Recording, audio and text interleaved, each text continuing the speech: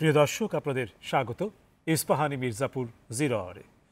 বৈশাখী টেলিভিশনের সমসাময়িক বিষয়ভিত্তিক আলোচনার নিয়মিত আয়োজন ইস্পাহানি মির্জাপুর জিরো আওয়ার। টেলিভিশনের পর্দার পাশাপাশি বৈশাখী টিভির ফেসবুক পেজ এবং ইউটিউবে অনুষ্ঠানটি দেখবার আয়োজন রয়েছে। আজ যে বিষয়টি নিয়ে অতিথিদের সঙ্গে কথা হবে সেটি হচ্ছে অস্বচ্ছ বিতর্কের কেন্দ্রে নারী আম্পায়ার। যে দুজন অতিথি আমাদের মাঝে উপস্থিত রয়েছেন কথা বলার জন্য, তাদের সঙ্গে পরিচয় পর্বটি সেরে নিচ্ছি। আমার ডানে প্রথমেই রয়েছেন বিসিবির পরিচালক ইফতেখার রহমান মিঠু। এরপর রয়েছেন কালের কণ্ঠের ক্রীড়া সম্পাদক এটিএম সাইদুজ্জামান। আপনাদের দুজনকে স্বাগত ইস্পাহানি মির্জাপুর জিরো আওয়ারে। প্রিয় দর্শক, দুই অতিথির সঙ্গে পরিচয়ের পালা শেষ হলো, তাদের সঙ্গে আলোচনায় যাব। তবে তার আগে এক নজর দেখে নিচ্ছি বৈশাখী সংবাদের শিরোনাম। তাপ বেড়ে আজ 43 ডিগ্রিতে খোলা প্রাথমিক বিদ্যালয়ের শিক্ষার্থীরা অসুস্থ হয়। এ সপ্তাহে স্কুল মাদ্রাসা বন্ধ রাখতে হাইকোর্টের নির্দেশ। তীব্র গরমে রাজধানীতে গলেছে বিদ্যুৎ সঞ্চালন লাইনের তার। অনেক এলাকায় সারাদিন বিদ্যুৎ সরবরাহ বিঘ্নিত হয়, ভোগান্তি বাড়ে জনজীবনে। গরমে উপজেলা নির্বাচনে সময় পাল্টানোর সুযোগ নেই, জানিয়েছে নির্বাচন কমিশন। তাপদাহের মধ্যে নির্বাচনী প্রচারণার উত্তাপ। ঢাকা বিমানবন্দরে বসেছে আধুনিক রাডার, দেশের পুরো আকাশসীমা নিয়ন্ত্রণে রাখবে। এখন দরকার একটি আন্তর্জাতিক সনদ। এবং অনুমোদনহীন বিদেশি ওষুধ ও কাঁচামাল আমদানি বন্ধে হাইকোর্টের নির্দেশ। ওষুধের দাম বাড়ানো ঠেকাতে কার্যকর ব্যবস্থা নিতে বলেছে। দেখছিলাম বৈশাখী সংবাদের শিরোনাম, যাচ্ছি আলোচনায়। বিষয় এরই ভেতর জেনে গেছেন অস্বচ্ছ বিতর্কের কেন্দ্রে নারী আম্পায়ার। আজকের দুই অতিথির সঙ্গে আলোচনায় ঢাকা প্রিমিয়ার লিগ ক্রিকেটের একটা ম্যাচকে বা একটা ম্যাচের একটা অংশকে কেন্দ্র করে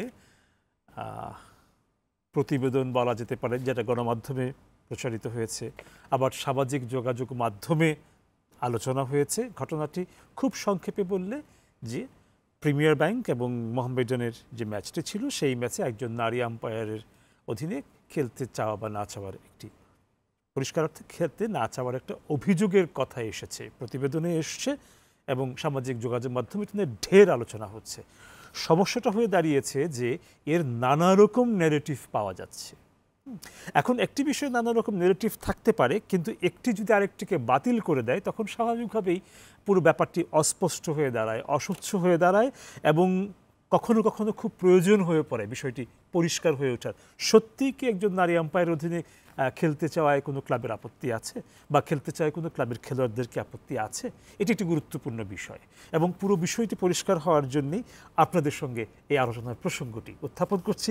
এবং যথারীতি প্রথমেই যাব বিসিবির পরিচালক ইফতেখার রহমান মিঠু, আপনার কাছে। আপনি বিসিবির আম্পায়ার্স কমিটির প্রধান, হ্যাঁ, এবং যত রকম সংবাদ আমরা পড়েছি আপনার রেফারেন্সটা আমরা পেয়েছি। কি হয়েছিল, কেন এই প্রসঙ্গটা উঠে এলো?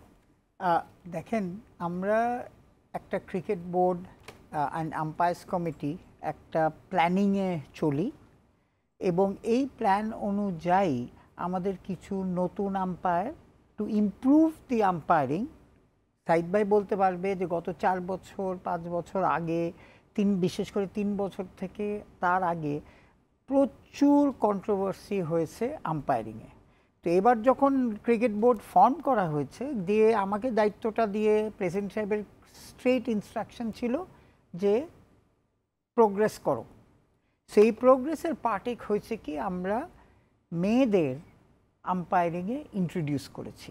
এই মেয়েরা কিন্তু আগের থেকে আম্পায়ারিং পরীক্ষা দিয়ে পাশ করা ছিল। এরা অল বাংলাদেশ টিমের ফর্মার প্লেয়ার্স। তাতে হচ্ছে কি জানেন, তারা আপনার শুধু মেয়েদের ম্যাচ করত।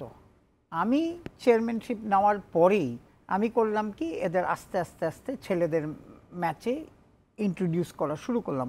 First with school cricket, then second division, third division, second division, first division.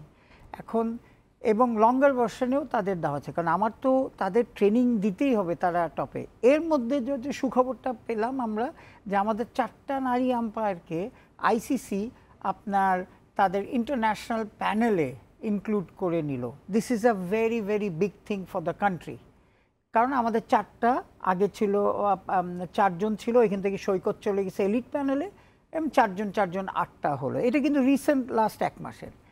এখন আমাদের যে প্ল্যানিংয়ের মধ্যে যে আমাদের কিন্তু নিজের দেশে ওয়ার্ল্ড কাপ আছে নেক্সট ইয়ার।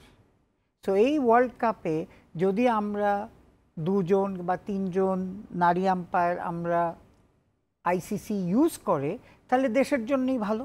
এই পরিপ্রেক্ষিতেই কিন্তু আমরা আস্তে আস্তে ছেড়ে দেয়। তো ইনিশিয়ালি আমরা করেছি কি ফার্স্ট ডিভিশনে দিয়েছি, এর মধ্যে যারা ভালো করেছে one of them is Jesy, কারণ জেসি আবার ইন্টারন্যাশনালও করেছে, ধরেন এমার্জিং এশিয়া কাপে করেছে, তারপরে অস্ট্রেলিয়ার সাথে করেছে। তো আমার কোয়েশ্চেন টু ধরেন যারা ক্রিকেট ফেটার্নিটিতে আছেন যে আমি কাউকে যদি ইমপ্রুভ করাতে চাই, আমি এখন ক্রিকেট প্লেয়ার ধরেন তৌহিদ হৃদয়কে আমি খেলাতে চাই, আমি কোথায় খেলাবো? আমার টপ প্রিমিয়ার লিগে না খেললে কি আমি বাংলাদেশ টিমে আনতে পারবো? সো ইন দ্যাট ইয়েতে এটা হচ্ছে আমাদের কমিটির ডিসিশন ছিল যে আমরা এটা করব। এর আগে কিন্তু প্রিমিয়ার লিগে কোনোদিন কোনো মেয়ে আম্পায়ার করেনি। আমরা আবার এই ম্যাচটা বেছে নিয়েছি because this was a 3rd and 4th পজিশনের খেলা, it's not a championship decided খেলা বা আপনার রেলিগেশন লিগের খেলা। So the pressure, premier league is a pressure game, the pressure is less here. সেই পরিপ্রেক্ষিতেই আমরা ওকে করেছি। তো তাকে যখন দেখেছে তখন দেখেন আমিও মাঠে ছিলাম না, আমাদের লোকজন মাঠে ছিল, তখন একটা রিপারকেশন হয়েছে। এটা কিন্তু রিপারকেশন হয়েছে একদম কনফার্ম, কারণ আমি কল পেয়েছি, রিপারকেশন হয়েছে। আমি বলতে পারছি না কার থেকে কল পেয়েছি, কিন্তু রিপারকেশন হওয়ার পরে আমাদের তো স্ট্যান্ড ইন হচ্ছে যে হোয়াট উই হ্যাভ গিভেন। গণমাধ্যমের সঙ্গে যখন কথা হলো 2 ক্লাবের কর্মকর্তাদের সঙ্গে, এটুক কিন্তু নিশ্চিত হওয়া গেছে যে হ্যাঁ তারা যদিও বলেছে যে তারা অফিশিয়ালি কোনো ধরনের আপত্তি জানাননি, কিন্তু আনঅফিশিয়ালি তারা কথা বলেছেন, বিষয়টা এটা তারা স্বীকার করেছে। শোনেন, এটা স্বীকার করছে, এটা তো ধরেন সাইদ ভাই আমাদের এত বছর পরে আছে মাঠে, কিন্তু যে আমরা যে করে কথা বলছি এরকম করে কথা হয় না। আমিও ক্রিকেট প্লেয়ার, কথাটা বলছেন। সো হোয়াট হ্যাজ হ্যাপেন্ড যে this was a shock for them, which তারা বলতেছে যে না, হয়তো তারা এখন বলছে যে আমরা না করিনি, আমরা তাদের ইনএক্সপিরিয়েন্সের জন্যে বলেছি। মহিলা আম্পায়ারের কথা বলেনি, ইনএক্সপিরিয়েন্সের কথা বলছে। এখন আপনার ইনএক্সপিরিয়েন্স কথাটাও কিন্তু সঠিক না, she has lot of experience.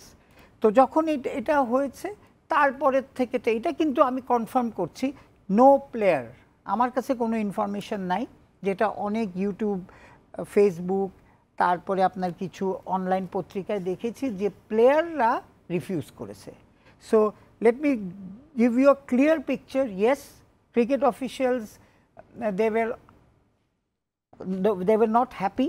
Let's আমরা যদি টোন ডাউন করতে পারি, they were not happy যে আমরা দিয়েছি। নানান পত্রিকায় তারাও স্বীকার করেছে যে they had discussed about it, probably to play it down. এখন জিনিসটা হচ্ছে ঘটনা ঘটেছে যে they were not happy, বুঝছেন? তারপরে কন্টিনিউ করেছে খেলা শেষ হয়েছে, তার মধ্যে একবার বন্ধ ছিল because of a decision. So this is what is. আর আমাদের স্ট্যান্ড হচ্ছে, ক্রিকেট বোর্ডের স্ট্যান্ড হচ্ছে, the position we have taken যে we will promote our younger new pipeline তৈরি করতে হবে, এবং মহিলা আম্পায়ার তো এই প্ল্যানিংয়ে আছে।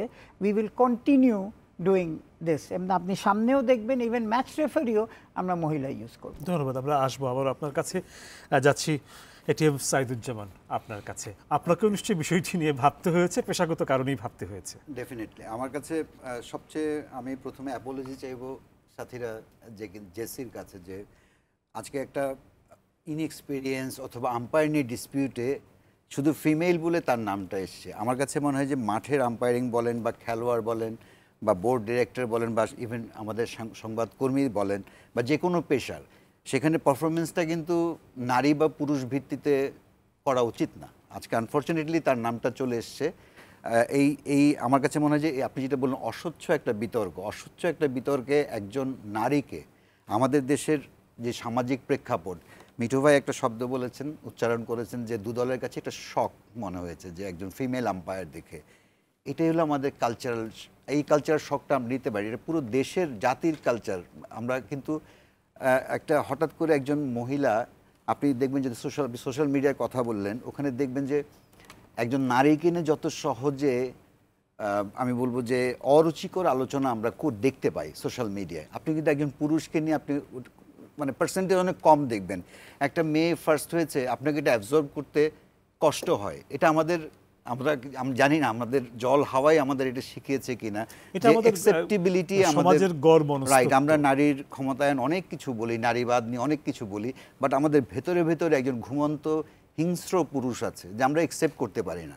সো আমি বলছি না যে বাংলাদেশের যে দুটো দলের কথা মানে এসছে আর কি, যে ম্যাচের কথা এসছে, মিঠু ভাই যেহেতু আম্পায়ার্স কমিটির চেয়ারম্যান, তার একটা স্টেটমেন্ট কালের কণ্ঠে ছাপাও হয়েছে যে দু দল থেকে আপত্তি জানানো হয়েছে। আমাদের রিপোর্টার কথা বলেছে, একটা ক্লাব স্বীকার করেছে যে তারা মনে করেছে যে ইনএক্সপিরিয়েন্স সেটা একটা মাধ্যম হতে পারে, কিন্তু সেটার জন্য সেই ইনএক্সপিরিয়েন্স শুধু জেসির কারণেই হয়েছে এটা কি কেউ আইডেন্টিফাই করেছে, নাকি আমি মিডিয়া আমার রেসপন্সিবিলিটি ইররেসপন্সিবল হয়ে আমি তার নামটা নিয়ে এলাম? আম্পায়ার তো মাঠে দুজন ছিলেন, আম্পায়ার তো একজন ছিলেন না, একজন পুরুষ আম্পায়ারও ছিলেন। আবার আমার জেন্ডার নিয়ে আমার বলতে আসলে রুচিতে বাধে যে পারফরমেন্সের ক্ষেত্রে আমি নারী না আমি পুরুষ ইমেটেরিয়াল। একটা ফিমেল আসলো বলেই তিনি ইনএক্সপিরিয়েন্সড হয়ে গেলেন।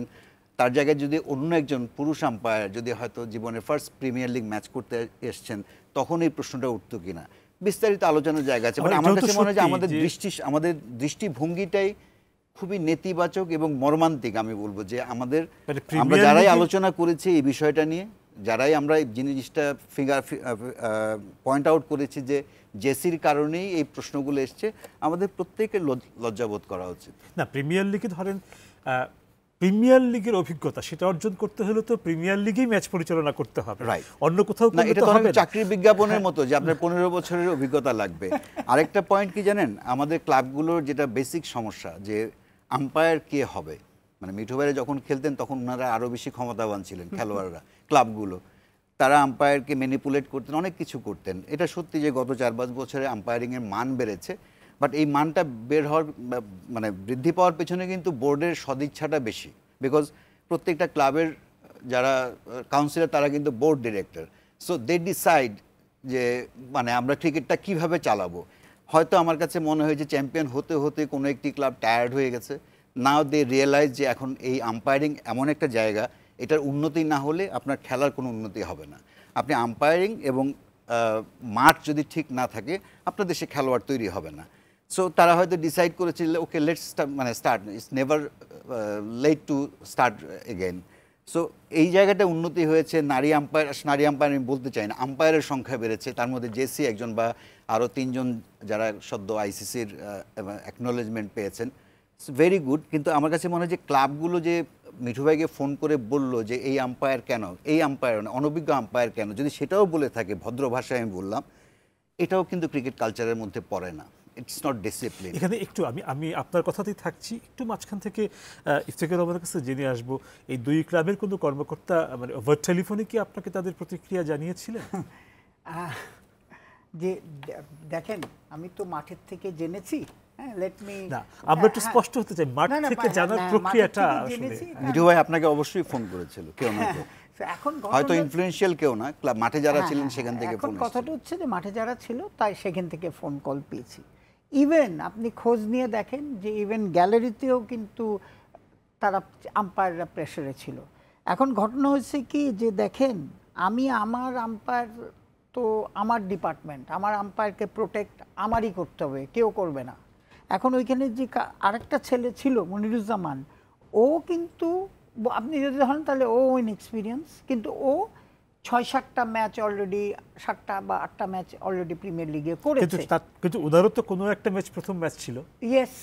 ইয়েস। সো কথাটা হচ্ছে কি যে দেখেন আমি তো একটা বোল্ড ডিসিশন নিয়েছি, আমি প্রাউডলি বলবো যে আমার প্রেসিডেন্ট বলেন, আমার কলিগরা বলেন, has supported me. I have taken বাংলাদেশের হিস্ট্রিতে তো এটা হিস্ট্রি বলতে পারেন যে I have taken bold decision.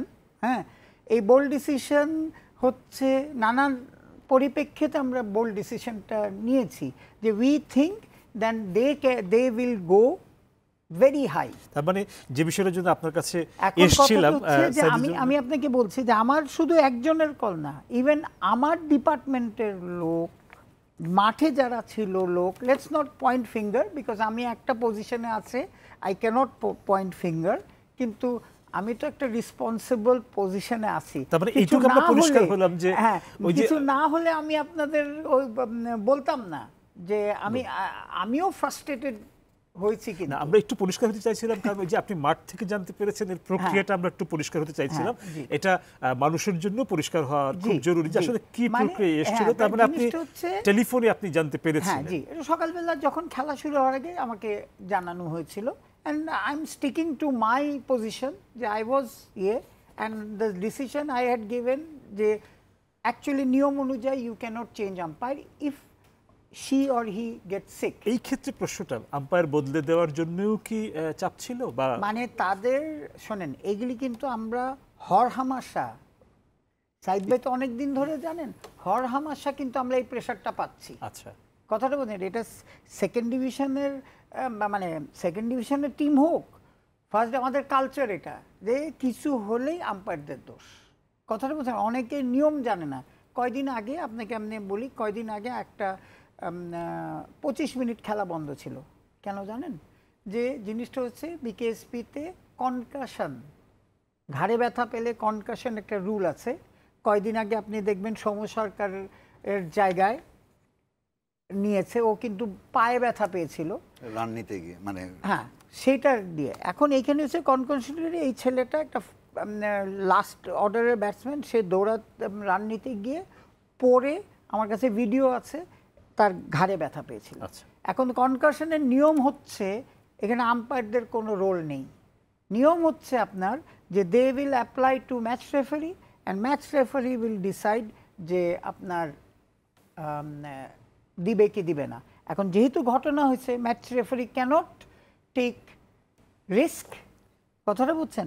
এমন ওই ছেলে কিন্তু হাসপাতালে পাঠিয়েছিল। এখন এখানে মিডিয়ার সব হয়ে গেছে যে আম্পায়ারের দোষ, আম্পায়ার কোনো ক্লাবকে ফেভার করেছে, উইচ ইজ নট ট্রু। এটা আম্পায়ারের ইয়েতেই নেই, যেরকম এখতিয়ারের মধ্যে নেই। তো আমি হি গেট ব্লেম। সো এই যে আপনি বলছেন যে শুধু এই ম্যাচ না, আমি কিন্তু এভরি 2 দিন 3 দিন 4 দিন পরে কিন্তু আসছে, কোনো কাউকে হ্যাপি করতে পারছি না।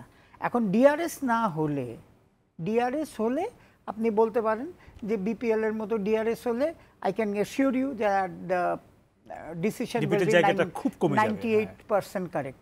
চোখে ওনার কাছে লাগতে পারে আউট, আমার কাছে নাও লাগতে পারে আউট। আচ্ছা, যে প্রশ্নটির উত্তর জানতে চেয়েছিলাম সেটি আমরা পেয়েছি এবং সেই উত্তরটির সাথে করে আবারও ফিরছি। সাইদুজ্জামান, আপনার কাছে যে 25 তারিখ হলো ম্যাচটা, যদি খুব বড় আলোচনার ব্যাপার থাকতো এর ভেতরে, তাহলে সেটি 25-এও হতে পারতো, 26-এও হতে পারতো, কয়েকদিন পরে কিন্তু হয়েছে, ধরুন 27 থেকে আমরা এটা পেয়েছি। তো একটু পরে যদি কোনো বিষয় নিয়ে নাড়াচাড়া হয় এবং যদি সেটা মূলধারার গণমাধ্যমেও হয়, সামাজিক যোগাযোগ মাধ্যমকে তো আসলে আমরা কিছু বলতে পারবো না, কারণ তার তো কোনো ডেডলাইন নেই, হ্যাঁ, সেটা কোনো একটা কাঠামোর ভেতরে চলে না। তো 2-3 দিন পরে যখন গণমাধ্যমে আলোচনা হয়, তখন কিন্তু একটা প্রশ্ন ওঠে যে কোনো ধরনের ম্যানুফ্যাকচারিং কি হচ্ছে কোথাও? আমার কাছে মনে হয় যে দৃষ্টিভঙ্গির ব্যাপার। যদি এখানে মনিরুজ্জামানের সঙ্গে সাইদুজ্জামান আম্পায়ারিং করতেন ফার্স্ট টাইম, তাহলে এত আলোচনা হতো না। আমি বললাম যে আমাদের দৃষ্টিভঙ্গির, সামাজিক দৃষ্টিভঙ্গিটাই, আমি কি বলবো যে অনেক নেতিবাচক শব্দ ব্যবহার করা যাচ্ছে না, মানে আমরা আমাদের মাইন্ডসেটটাই খুব মানে দুর্বল। আমি বলবো যে গরিবে আনা আছে মধ্যে, যে আমরা একজন নারী যেহেতু ওই ম্যাচে আম্পায়ারিং করেছেন, তার নাম কিন্তু কেউ বলেনি, কোথাও আসেনি, কিন্তু সোশ্যাল মিডিয়ায় চলে এসছে এবং খবরের প্রেক্ষাপটে রিপোর্টার নিজে ধারণা করে নিয়েছেন যে নিশ্চয়ই জেসির কারণে, মানে ওই নারী আম্পায়ারের জন্য এটা হয়েছে। বাট দেখেন, সেই মিডিয়া কিন্তু যখন তিনি আম্পায়ার হলেন, তাকে নিয়ে বড় বড় স্টোরি হলো, যখন আইসিসি তাকে অ্যাপ্রেজাল দিলেন, যে এলিট প্যানেলে নিলেন, তখন বড় স্টোরি হলো। অল অফ এ সাডেন তিনি যখন ডোমেস্টিকের ম্যাচ করতে গেলেন, তখন এটা নিয়ে এত বড় একটা হইচই হচ্ছে। এবং কি হচ্ছে যে উনার কারণে দুটো দল খেলতে চায়নি। এবং ওই দুই দল ওই কোনো একটি দলের একাধিক সিনিয়র ক্রিকেট এটাও এসছে, এটাও ম্যানুফ্যাকচার্ড হয়েছে, এটা ম্যানুফ্যাকচার্ড হয়েছে। মানে এই স্টোরি এসছে এবং অটোমেটিক্যালি কিন্তু 3-4 জন সিনিয়র ক্রিকেটারকে নিয়ে সোশ্যাল মিডিয়ায় অনেক আলোচনা দেখেছি। আপনি যেটা বলছেন দেরি হচ্ছে কেন, আমার কাছে মনে হয় যে আমরা আলোচনায় থাকতে খুব পছন্দ করি। ভাইরালিটি একটা বম্ব, আমি বলবো নিউক্লিয়ার বম্বের মতো। একসময় কেউ চায় ভাইরাল হতে আর কেউ চায় কাউকে ভাইরাল করে দিতে। তো আপনি সোশ্যাল মিডিয়া আলোচনায় থাকার সবচেয়ে বড় সহজ উপায় কি জানেন, যে একটা ডিবেট সামনে নিয়ে আসে, এবং যদি সেই ডিবেটটা কোনো নারীকে কেন্দ্র করে হয়, ইউ বিকাম ভাইরাল ওভারনাইট। আমি সাধারণ মানুষের কথা বলবো না, বিকজ যারা সোশ্যাল মিডিয়া ইউজ করেন দে হ্যাভ এভরি রাইট, সেটা দেখার জন্য সরকারের ভিজিলেন্স টিম আছে, I am not part of it. But আমি সাংবাদিক হয়ে যখন আমি সোশ্যাল মিডিয়া, আমার সোশ্যাল প্ল্যাটফর্মে আমি যা খুশি তা লিখতে পারি না সংবাদকর্মী হিসেবে। আমার জন্য আমার নিউজ আউটলেট আছে, এবং আমি যদি সোশ্যাল মিডিয়াতেও কিছু লিখে আমাকে মনে রাখতে হবে যে আমি একটা মানুষ, আমার ফ্রেন্ড সার্কেল যারা আত্মীয়স্বজন যারা আমার ফ্রেন্ড লিস্টে আছেন তারা আমাকে সোর্স অফ নিউজ মনে করছে। সো আমি সেখানে দায়িত্ব নিয়ে ওই আম্পায়ারের নাম লেখা এবং ওই সিনিয়র ক্রিকেটার কারা কারা তার বিরুদ্ধে অভিযোগ তুলেছেন তাদের নাম দেয়া, এটা আমার দায়িত্বশীল জায়গা থেকে আমি এটা পারি না, because I have no single, মানে I don't have any clue. Because আমার পত্রিকায় যে নিউজ ছাপা হয়েছে, মিঠু ভাইয়ের কমেন্ট ছাপা হয়েছে এবং 2 ক্লাবের অফিসিয়ালদের কমেন্ট ছাপা হয়েছে। সো আমি যেহেতু অনফিল্ড ছিলাম না, মানে ড্রেসিং রুমে থাকার সুযোগ নেই সংবাদকর্মীদের, কিন্তু আমি সেই সংবাদকর্মী যে আমি পরদিন বাসায় গিয়ে অনেক মজা করে একটা স্ট্যাটাস দিলাম যে সিনিয়র ক্রিকেটাররা নারীবাদের কথা বলে, তারপর নারীর বিরুদ্ধে তারা এরকম, মানে একটা কনস্পিরেসির মধ্যে নিয়ে আসা। তো আমার আপত্তির জায়গাটা হলো যে আমি সংবাদকর্মী হিসেবে আমি কি করে ফেসবুকে এরকম একটা স্ট্যাটাস দেই। আমি একজন না, আমি অনেককে দেখেছি। আমি ফেসবুক অত ইউজ করি শুধু দেখার জন্য যে সমাজ কোন দিকে যাচ্ছে সেটা দেখার জন্য আমি ফেসবুক ঘাটাঘাটি করি মাঝে মধ্যে। তো আমি হার্ট হয়েছে ওই জায়গায় যে আমার দায়িত্বশীল জায়গা থেকে আমি এটা করিনি। বাট মিঠু ভাইরা যেটা করেছেন সেটাও আমি বলবো যে দায়িত্বশীল হয়নি ঠিকভাবে। এই বিতর্ক আসার পরে সম্ভবত ওনারা সিদ্ধান্ত নিয়েছেন যে প্রিমিয়ার লিগের আর কোনো ম্যাচে আম্পায়ার অনভিজ্ঞ, আমি কোট আনকোট অনভিজ্ঞ, কিন্তু সেই অনভিজ্ঞতা নিয়ে তো সেই প্রশ্ন তো রয়েই যায়। না এই যে দিচ্ছেন না, বোর্ড যখন আবার এই সিদ্ধান্ত যখন ব্যাক আউট করছে এই সিদ্ধান্ত থেকে যে পরের ম্যাচগুলোতে আর মানে আমি নাম বলতে চাচ্ছি না যে ওনাদেরকে আর এমপ্লয় করা হবে না, তার মানে বোর্ড তার স্ট্যান্ড থেকে সরে গেছে আন্ডার পাবলিক প্রেশার। পাবলিক কারা? যারা আমরা খুব নারীবাদের কথা বলি এবং যে কোনো সুযোগ পেলেই নারীকে প্রথম আক্রমণ করি। আমার মনে হয় যে বোর্ডের এই জায়গায় বেন্ড ডাউন করা ঠিক হয়নি। যখন আপনি তাকে সুযোগ দিয়েছেন আরও অনেককে সুযোগ দেন, যেহেতু প্রিমিয়ার লিগে আর মাত্র কয়েকটা ম্যাচ আছে, কিন্তু আপনি ব্যাক আউট করা মানে হলো কি জানেন, এই উন্মত্ত উল্লাসকারী যারা তাদের জয় হওয়া। আপনি যেহেতু প্রসঙ্গটি তুলেছেন, আমরা নিশ্চয়ই আমরা খেয়াল রাখবো আসলে এরপরে এই ধরনের ঘটনাটা ঘটে কিনা, এবং এই বিষয়ে আপনার কি বক্তব্য সেটা আমরা শুনবো। একটা বিরতি সময় হয়ে গেছে, ফিরে এসে আপনার কাছে আমরা আসবো। প্রিয় দর্শক, ইস্পাহানী মির্জাপুর 0 আওয়ারে এখন একটা বিরতি, ফিরবো কিছুক্ষণের ভেতর, আশা করি সঙ্গেই থাকছেন।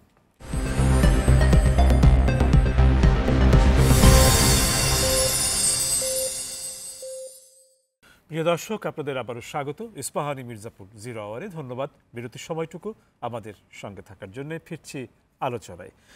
ইফতেখার রহমান মিঠু, আপনার কাছে যাচ্ছি।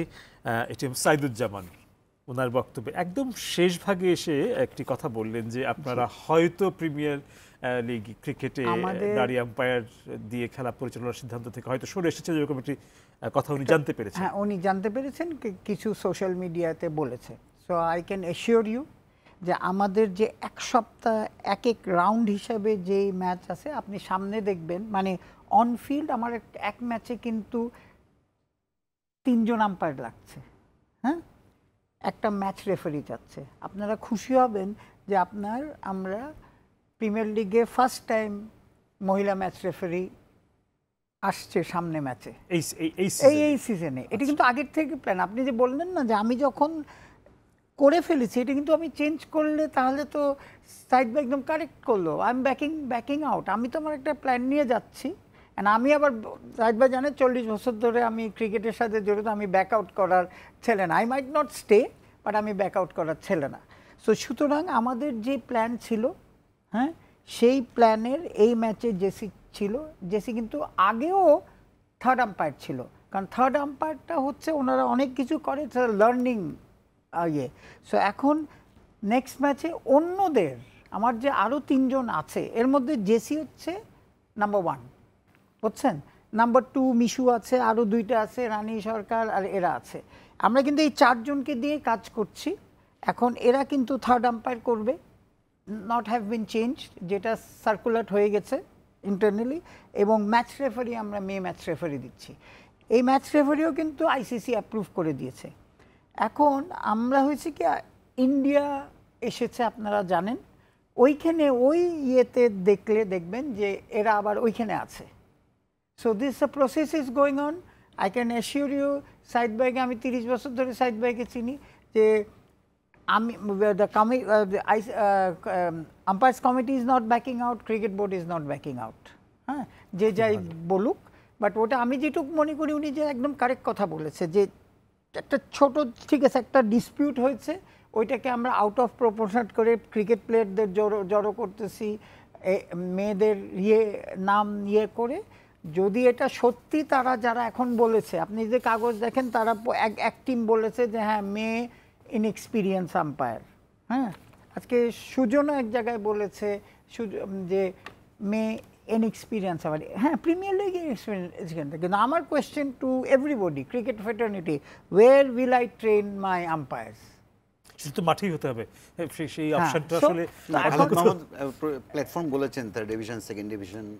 বাট আমার কাছে মনে হয় যে প্রিমিয়ার লিগটা টিভিতে দেখানো হচ্ছে এবং প্রিমিয়ার লিগে দেশের টপ ক্রিকেটাররা খেলছেন।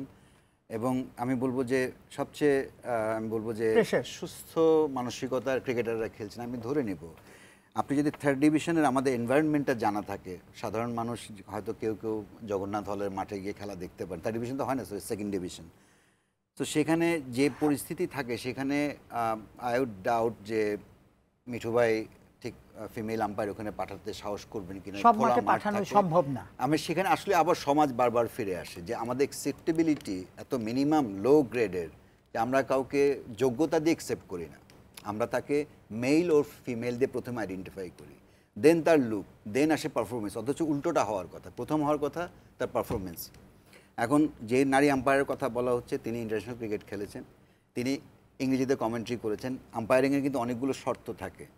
একটা ম্যাচের রিপোর্ট তাকে দিতে হয়, আম্পায়ার্স রিপোর্ট থাকে। এই আম্পায়ার্স রিপোর্টটা ঠিকমতো প্রিপেয়ার করতে না পারার কারণে আমাদের অনেক আম্পায়ার, অনেক দক্ষ আম্পায়ার আইসিসির একনলেজমেন্ট পাননি আগে।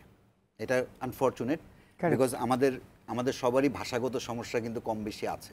তারা ওই সময় প্রস্তুত ছিলেন না। বাট এখন যেহেতু আম্পায়ারিং একটা বড় ফিউচার, ভবিষ্যৎ দেখা যাচ্ছে, সো অনেক ক্রিকেটার, এক্স ক্রিকেটার আছেন বা আম্পায়ারিং করতে চান, তারা ওই স্কিলগুলো ডেভেলপ করছেন। শুধু মাঠের ডিসিশন দিয়ে কিন্তু একজন আম্পায়ার ইন্টারন্যাশনাল প্যানেলে যেতে পারেন। তাকে অনেকগুলো স্কিল থাকতে হয়, রাইটিং স্কিল থাকতে হয়, স্পোকেন ভোকাবুলারি থাকতে হয়। সব কিছু মিলিয়ে আমার কাছে মনে হয়, আমি জানি না জেসি, আমি খেলা যেহেতু দেখিনি উনি কেমন আম্পায়ারিং করছে, বাট যে কম্পোনেন্টগুলো দরকার একজন ভালো আম্পায়ার হওয়ার, সেগুলো তার মধ্যে আছে। ইনএক্সপিরিয়েন্সের কথা বলা হচ্ছে, এটা আসলে প্রথম কথা হলো কি, জাস্ট শাট আপ। মানে কোনো ক্লাবের বলার এখতিয়ার নেই তার ইনএক্সপিরিয়েন্স আছে। যদি কিছু বলার থাকে, the captain's report, manager's report আছে, right it down there. You can't make a phone call to the umpires কমিটির chairman or ABCD board director or board president or any media. আপনার ক্যাপ্টেন এবং manager দুই দলেরই তাদের রিপোর্টের option আছে, তারা সেখানে কিন্তু নোটিফাই করতে পারে যে এই আম্পায়ার ইনএক্সপিরিয়েন্স, আমরা we are not happy with her or his performance. His হারও দরকার নেই, দ্য আম্পায়ার ডিসিশন। ঠিক আছে, আপনি সেখানে লিখবেন।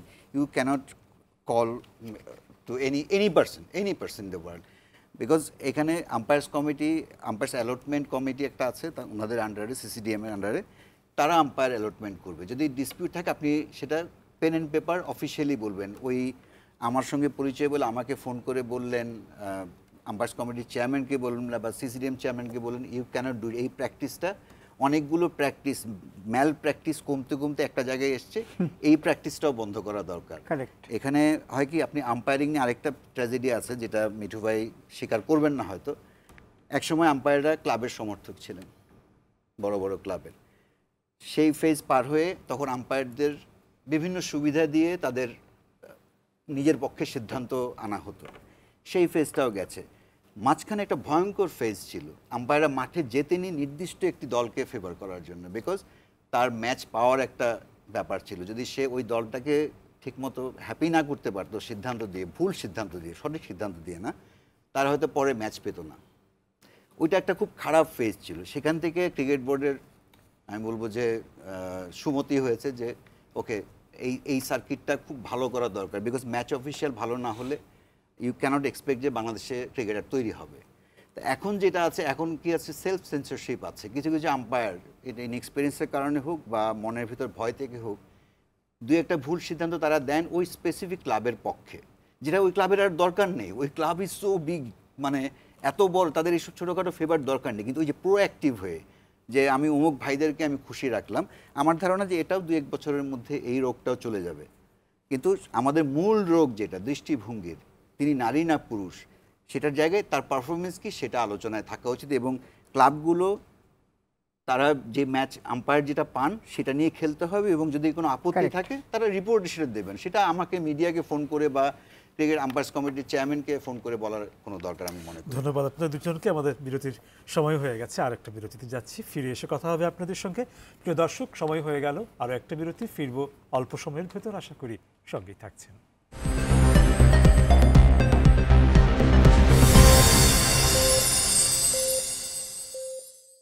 প্রিয় দর্শক, আপনাদের আবারও স্বাগত ইস্পাহানি মির্জাপুর জিরো আওয়ারে। ধন্যবাদ বিরতির সময় সঙ্গে থাকার জন্যে। ফিরছি আলোচনায়।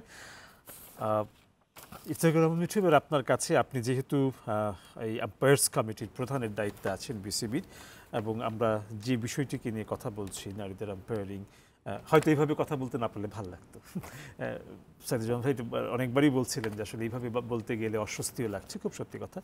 তো সেই জায়গা থেকে আপনার কাছে একটু প্রশ্ন থাকবে যে নারীদের আম্পায়ারিংয়ের ফিউচার প্ল্যান যেটা আমরা বলি বা ভবিষ্যৎ পরিকল্পনাগুলি, বিসিবি মানে বলার মতন যদি কয়েকটা পরিকল্পনা জায়গা থাকে আমি একটু শুনবো। আমরা কিন্তু, আমি এক্স্যাক্ট ডেট বলতেছি, যে এরা কিন্তু 2011-তে এই যে ফার্স্ট ব্যাচ অফ আম্পায়াররা ট্রেনিং করেছে 2011-তে করেছে, কিন্তু ক্রিকেট বোর্ড শুধু মেয়েদের ম্যাচে ইউজ করত। কথাটা বলছেন। আমি এই নতুন দায়িত্ব নেওয়ার পরে আমি 2 বছর আগে 26শে মার্চ একটা সব ফর্মার ক্রিকেটারদের যে খেলাটা হয় না, সেই ম্যাচে আমি 2 জন মেয়েকে নামিয়ে দিয়েছিলাম। ওই হচ্ছে ফার্স্ট ছেলেদের মাঝে। তারপরে আমি আস্তে আস্তে আস্তে আস্তে আস্তে পুশ করেছি। এর মধ্যে আপনারা খুশি হবেন, এই ট্রেনিং প্রসেস যাচ্ছে তাদের ইয়ে করার জন্য, এটা তো আইসিসি অবজার্ভ করেছে। আমরা যখন অ্যাপ্লাই করেছি তাদের ফার্স্ট অফ অল তাদের কিন্তু এখন ইন্টারন্যাশনাল প্যানেলে নিয়ে নিয়েছে। এটা কিন্তু বড় জিনিস নিশ্চয়ই। প্লাস এইটা যখন হয়ে গেল, তখন আমরা ক্রিকেট বোর্ডে আমরা 26 জন ছেলে আম্পায়ার কাজ করতো। আমি গত লাস্ট বোর্ড মিটিংয়ে আমার কলিগদের বললাম যে আমাদের তো মেয়েদেরও ঢুকাতে হবে, তো এরা গ্ল্যাডলি নিয়ে নিল, যেটা আমরা 4 জনে উন্নতি করতে চাই এখন। তা আমরা তাদের এমপ্লয়মেন্ট দিয়ে দিচ্ছি 4 জন নিয়ে, প্লাস 1 ম্যাচ রেফারি। অ্যান্ড আমাদের প্ল্যান হচ্ছে যে সেম ট্রেনিং প্রসেস, যে যাই বলুক, ডাজ নট ম্যাটার, আমরা we will use them until, and আমরা এক্সপেক্ট করতেছি এখান থেকে অ্যাটলিস্ট 2 জন নেক্সট ওয়ার্ল্ড কাপে ওয়ার্ল্ড কাপে আম্পায়ারিং করবে, which is a big achievement. So আমাদের প্রাথমিক প্ল্যান থেকে আমরা এখন মিডলে এসেছি, মিডল থেকে আমরা আর আমরা নতুন আম্পায়ার না আনার জন্য আমরা একটা অ্যাপ্লিকেশন দিয়েছিলাম। বিশ্বাস করবেন না যে 700 অ্যাপ্লিকেশন পড়েছে, 700। তাদের নিয়ে আমরা প্রথমে 1200 পড়েছিল, তারপরে 700 আপনার পরীক্ষা দিয়েছে। পরীক্ষার মধ্যে কৃতকার্য হয়নি, সো সেইখান থেকে 110 জন আমরা শর্টলিস্ট করছি। এখান থেকে প্রায় 15 জন মেয়ে আছে। প্লাস আমাদের উই আর অলওয়েজ ওয়েলকাম। হয় কি অ্যাডভান্টেজ অফ ফর্মার ক্রিকেটার্স, কারণ তারা আসলে 3-4 ধাপ থেকে আগের থেকে যাচ্ছে, because they know the law. হ্যাঁ, আর আরেকটা জিনিস হচ্ছে যেটা অনেকেই জানেন না, যে এখন কিন্তু সাইদ ভাই খুব সুন্দর করে বলল, আগে আপনি খালি মাঠে ল জানলেই আম্পায়ার হতে হবে না, আপনার এসে রিপোর্ট লিখতে হচ্ছে, আপনার লগুলি সব ইংলিশে, আপনার ট্রান্সলেশন করলে কিন্তু ভুল ট্রান্সলেশন হয়ে গেলে ভুল হবে। So all laws are English, in English. আপনার অনলাইন আইসিসির যে পরীক্ষা দিয়ে আপনি পাস করবেন সেটাও ইংলিশে, বুঝছেন। তারপরে ইন্টারন্যাশনাল ম্যাচ যখন করবেন তখন কমিউনিকেশন উইথ ইংলিশ, তো ইংলিশটা আপনার বাধ্যতামূলক। আমি এর মধ্যে আমার 60টা আম্পায়ারকে আপনার আমেরিকান ইউনিভার্সিটির ইংলিশ ডিপার্টমেন্টকে দিয়ে পরীক্ষা দেওয়াছি। আপনার জানেন প্রথম 10 জনের মধ্যে 2 জন মেয়ে, and Jesy was number 2। You understand? Jesy was number 2। এখন জেসি নিজের উদ্যোগে আপনি ইন্ডিয়ায় ওই যে সিনিয়র ক্রিকেটের লিজেন্ড ক্রিকেট লিগ হয়, ক্রিস গেল এদের সাথে খেলা হয়, ওইখানে ক্রিস গেলকে আপনি আউট দিয়ে দিচ্ছে। কত গাটস লাগে দেখেন। ওইখানে টেন্ডুলকার খেলছে, ব্রায়ান লারা খেলছে, ওইখানে গিয়ে আম্পায়ারিং করে আসছে। সো সুতরাং আমরা ফুললি সাপোর্টিভ। স্পেশালি আমি থ্যাংক ইউ দিব আমাদের প্রেসিডেন্ট সাহেবকে, যে আমাকে যেভাবে আমাদের কমিটিকে যে উনি যে সাপোর্ট দিয়েছে, সেই সাপোর্টের জন্যই আমরা করতে পারছি। কারণ আমরা তো প্রবলেম হচ্ছে আমরা বাংলাদেশের গণ্ডির থেকে বার হতে পারি না, যেটা উনি বলছে। আমি এখন বোর্ড মেম্বার হয়ে অনেক কথা বলতে পারছি না, কিন্তু ওই গণ্ডির থেকে আমাদের বার হতেই হবে।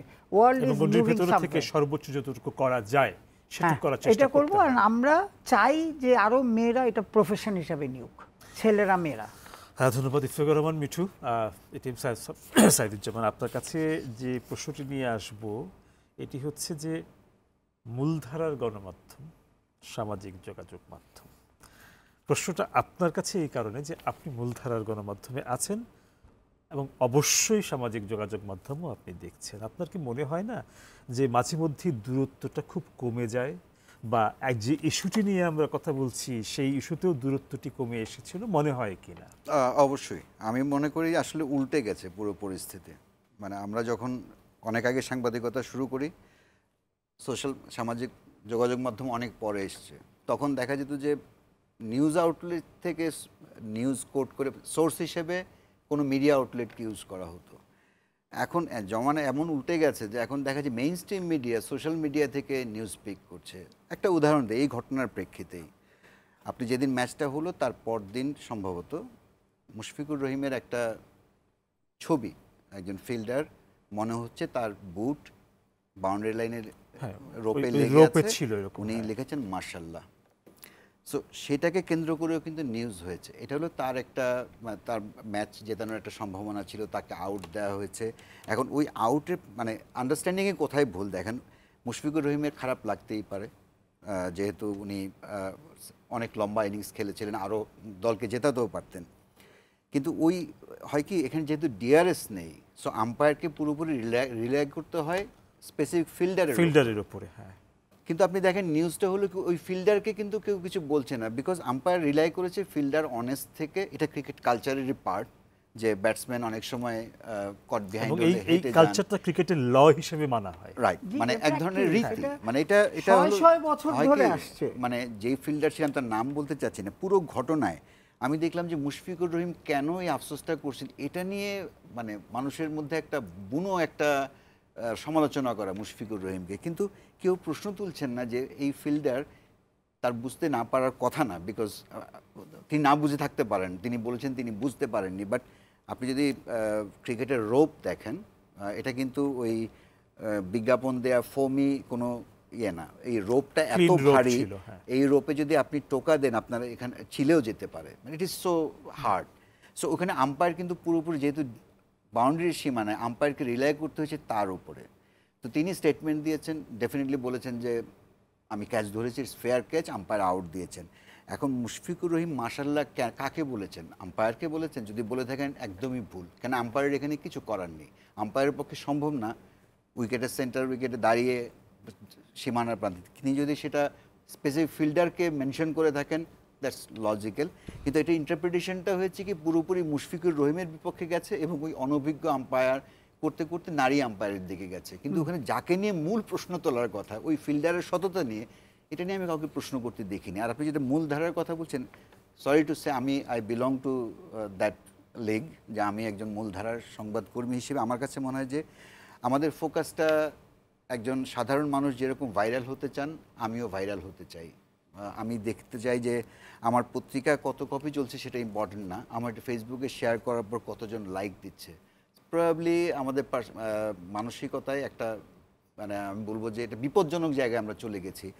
সোশ্যাল মিডিয়া আমার কাছ থেকে নিউজ নেওয়ার কথা, আমি সোশ্যাল মিডিয়া থেকে যখন নিউজ নিচ্ছি, যেটাকে আমি খবর মনে করছি, একজন সাধারণ মানুষের তথ্যকে, সেটি আমরা করতেই পারি, নিতেই পারি, সেটা সেটা সোর্স verify হতে করা- পারে, না, কিন্তু না, সেটাকে আপনাকে ভেরিফাই verify করতে করতে হবে হবে। এবং নিজস্ব একটা ন্যারেটিভ Right, থাকতে আপনাকে হবে। ভেরিফাই করতে হবে। হ্যাঁ। আপনি যদি ভেরিফাই না করেন, that that is not a news. আর সোশ্যাল মিডিয়ায় অনেক রকম ট্রলিং হয়, সেই ট্রলিং যদি আমার পাতায় চলে আসে, তাহলে পার্থক্যটা আর একেবারেই থাকে না। তাহলে আসলে কোনো পার্থক্য আমাদের থাকে না। সময়ের সীমাবদ্ধতার কারণে আজ আলোচনা এখানে শেষ করতে হচ্ছে। আপনাদের দুজনকে ধন্যবাদ জানাচ্ছি। Thank প্রিয় দর্শক, আপনাদেরকেও ধন্যবাদ দীর্ঘ সময় আমাদের সঙ্গে থাকার জন্য। আমরা যে বিষয়টি নিয়ে কথা বলছিলাম, যশস্ব বিতর্কের কেন্দ্রে নারী আম্পায়ার, আশা করছি আজকের এই আলোচনার মধ্য দিয়ে এই বিষয়টিতে অনেকটাই স্বচ্ছতা আনা সম্ভব হয়েছে। বাকিটা আসলে নির্ভর করবে অন্য সকলের অংশগ্রহণের উপরে। আজ এখানে শেষ করছি, কাল আবারও দেখা হবে, কথা হবে অন্য কোনো বিষয়ে। সে পর্যন্ত সবাই ভালো থাকুন, সুস্থ থাকুন, শুভরাত্রি।